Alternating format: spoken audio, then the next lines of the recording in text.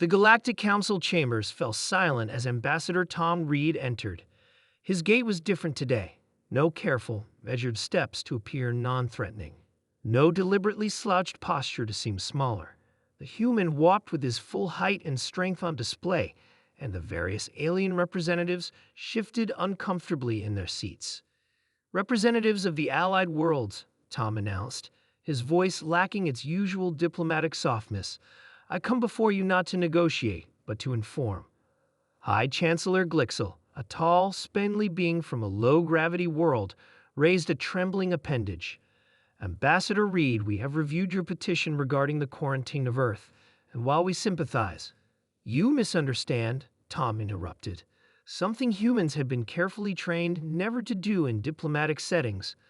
This isn't a petition. My world has been under siege for 3 standard cycles.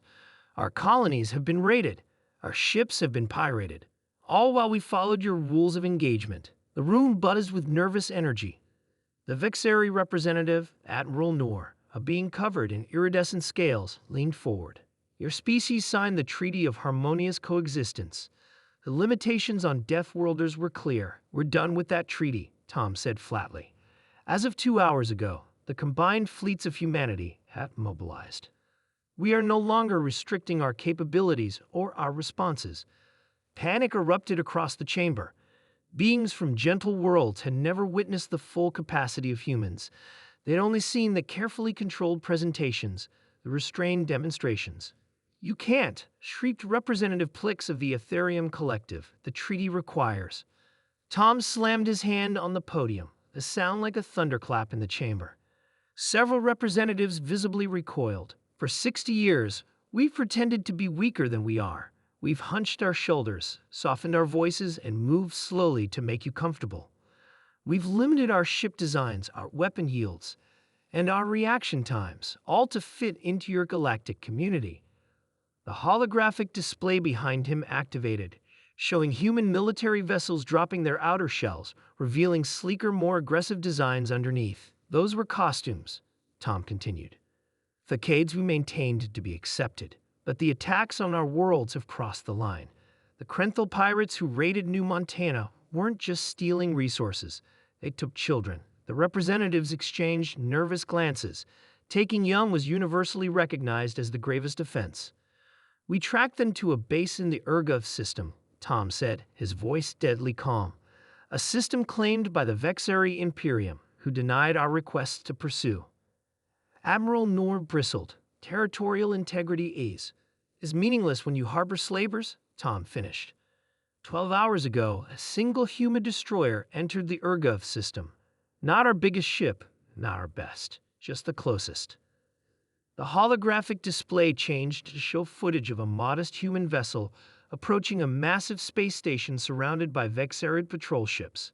"Your Imperium deployed 16 warships to intercept," Tom narrated as the scene unfolded. "You should have sent more." The Council watched in horror as the human ship's outer hull peeled away, revealing weapon systems previously concealed. The engagement lasted less than 3 minutes. The Vexari fleet, considered among the galaxy's most formidable, was reduced to debris. The space station fared no better. "All human captives were recovered," Tom stated. "And that was just one ship not operating at full capacity." High Chancellor Glixel found his voice. This is an act of war." "No," Tom replied, his eyes hard. "This is humanity showing you what war would actually look like. We've been holding back, training in gravity 6 times what most of your species can endure, evolving on a planet that tries to kill us daily, surviving disasters your worlds never experience." He stepped closer to the council table.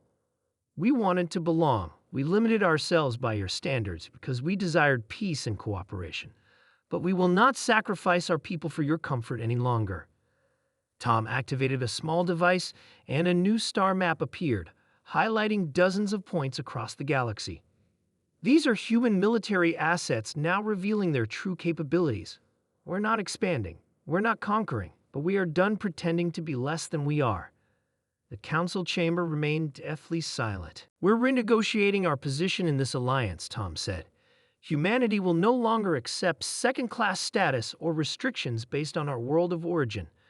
and those who prey on what they perceived as our weakness will learn why Earth is classified as a death world.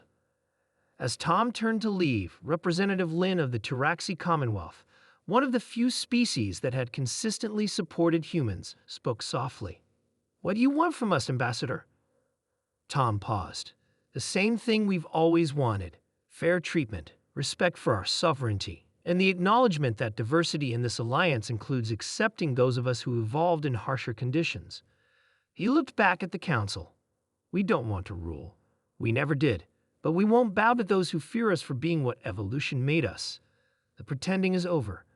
Judge us by our actions, not our capabilities." As Tom Reed departed, the Galactic Council faced an uncomfortable truth. They had categorized humans as dangerous because of their potential, while ignoring the restraint they had consistently demonstrated. The age of humans hiding their strength was over. The galaxy would never be the same.